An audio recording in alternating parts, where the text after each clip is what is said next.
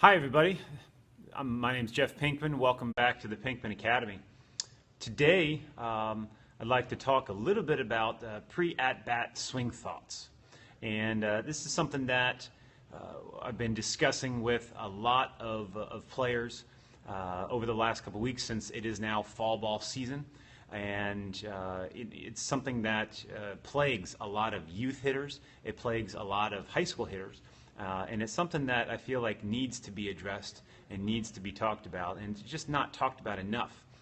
For instance, when players are getting on the field and they continuously have poor at-bats, or they're striking out a lot, or they're hitting a lot of ground balls, or not hitting the ball the way they should.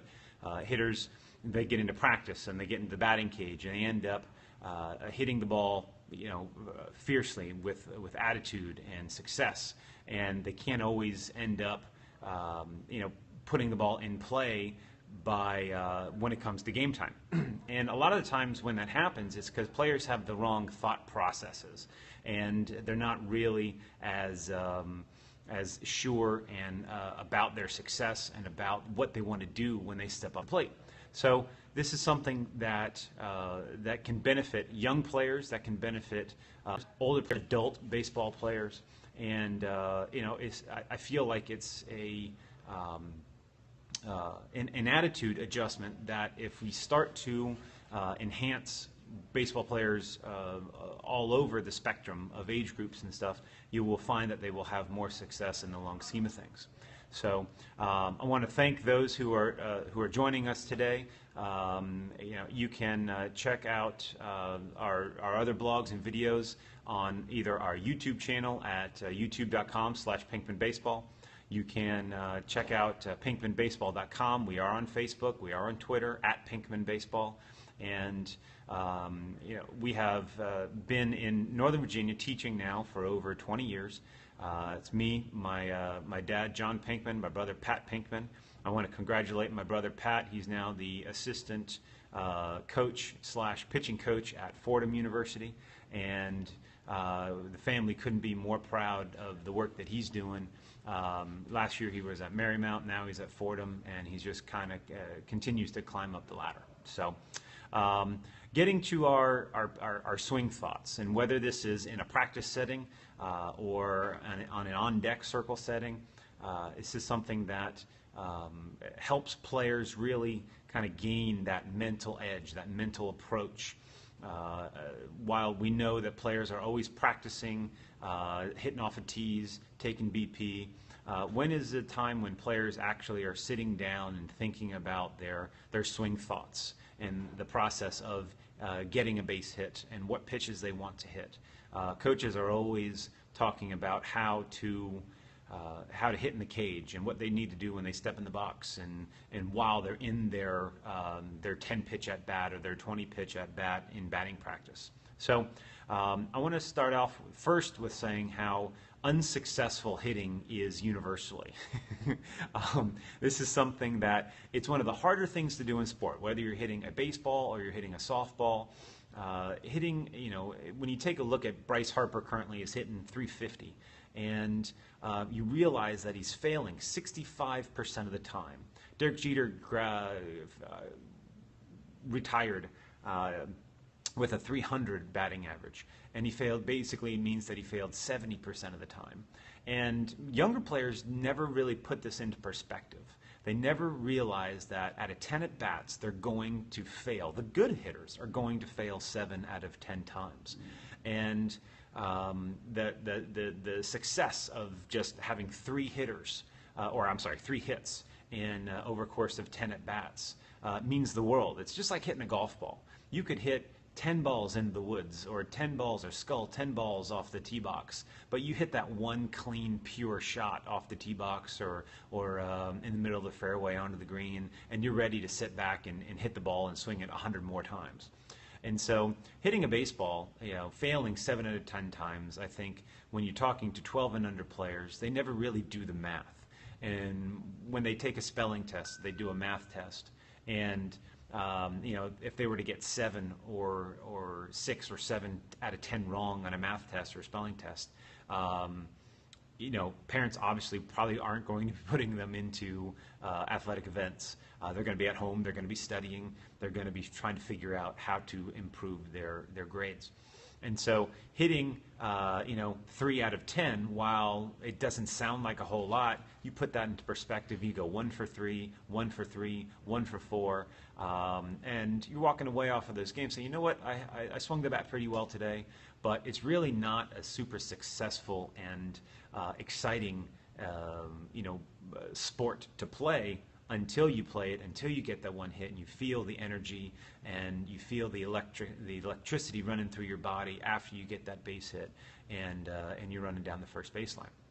So, putting things into perspective and telling players and talking to players about how and what to expect. And while, yes, you want them to pursue hitting the ball every single time, putting it in play, driving the ball, getting a base hit, the actuality of going 3 for 3 in a game or 4 for 4 in a game is very slim. It's not a whole lot of opportunities there. So So anyway, getting to our next thought in terms of the fear of failure. One of the things that plagues hitters the most is the fact that when they step up into the box, that they're hoping just not to strike out. They're praying that they just put the ball in play. They're praying they don't swing and miss. They don't hit another pop fly or another ground ball back to the pitcher or something towards first base or whatever. And so fearing that failure really puts players into a negative category, into maybe what we would consider a chump thought, or it's an unsuccessful thought. That kind of double negative, that negative thought process that walks into somebody's mind when they doubt the fact that they can go off and accomplish and achieve what it is that they want to go out and do. And so the more that we can put into place a championship thought, that thought of success, and while we know that the odds and the risks are low, we want to put into perspective the fact that, if I can put that championship thought into action, if I can put that positive thought process of what I want to do, if I can visualize exactly how I want to perceive this at that going, and the fact that I want to hit a pitch into left center field, I realize I have to hit a pitch out in front of home plate, I have to hit an inside pitch, and I have to put a good aggressive approach onto the ball. And if you can get hitters to think like that when they step in the batter's box, or whether they're just in the batting cage, you're going to see a whole different type of attitude, a whole different caliber of player. And so if we can find out where players are, where they like to hit the ball, first of all, while working with players throughout the week, we realize, players are sometimes just only seeing outside pitches because that's where right-handed pitchers throw to right-handed batters. Or players are just seeing inside pitches, or they're, if they're lucky enough, they're just seeing balls right down the middle. And so if we can have them walk up to the plate and say, I'm going to hit a pitch on the outer half of the plate into right center field, and this is how I do it. Most players don't know how to hit the ball to the right side. Most players don't know what pitch they like to hit. They know what pitch they hit the best, but that doesn't necessarily mean that's the pitch that they need to hit that pitch. So finding out the what, the where, the when of a batter, stepping into the batter's box and saying, I'm going to look for a pitch right down the middle, early in the count. I'm going to drive it right back up the middle of the plate. This is something that I don't believe that coaches convey these thought processes or talk about to younger hitters. They just want them to go up and hit the ball, go up and put the ball in play. Recently, I was at a softball game, and the parents were commenting on how the coach was just saying, hey, I want you to hack at the ball, I want you to chop down, I want you to swing down, and I just want you to put the ball in play. And so while that might be all said and good, if you're just attempting to put the ball in play, that's not really a very specific goal. It's not a while it is a goal, put the ball in play. What happens when you get out? What happens when you hit the ball, you hit it to the third baseman, you run to first base, and you get out? everyone walks back to the dugout, they're frustrated, they're unhappy, and it's because they didn't tell themselves to get a base hit. They didn't tell themselves to drive the ball to a specific spot. They just said, hey, put the ball in play, and luckily the third baseman or the pitcher or whoever fields the ball, will throw the ball away. Maybe you'll get on that way. How many times have we heard, hey, put the ball in play, make the other team field the ball? And while hitting the ball and driving it into the outfield is a difficult thing to teach, it is a more successful, it's a more productive way of getting somebody to hit the ball versus saying, hey, put the ball in play, and with any luck, we're going to find out that with any luck, we're going to have the shortstop pick it up. We're going to throw it to the first baseman and pray that the first baseman doesn't catch the ball, hope that the first baseman doesn't put the ball in play.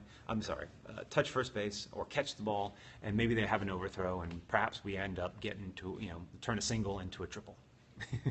So that's something that we want to be able to instill in players as they grow and as they get on the field more, saying, listen, if you want to accomplish this, this is what you have to do.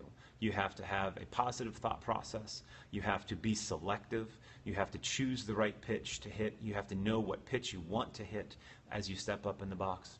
And then be patient enough to see the pitches or swing at the pitch that you want to hit. Bryce Harper this year has over 100 walks. And he's done that. And while he's had over 100 walks, he's also hit over 40 home runs. And so the ability for him to be patient and be selective has allowed him to hit the balls he wants to hit, where he wants to hit them, and in which case you see that he's batting over or roughly 350, and then he's able to hit the ball as hard and as far as possible, allowing himself to be the player that he knows that he can be. So the last thing I want to talk about is practicing those swing thoughts. And if players are only picking up a bat once a week or at practices or at games, then how are they ever going to rehearse those thoughts? How are they ever going to know what exactly it is that they're doing?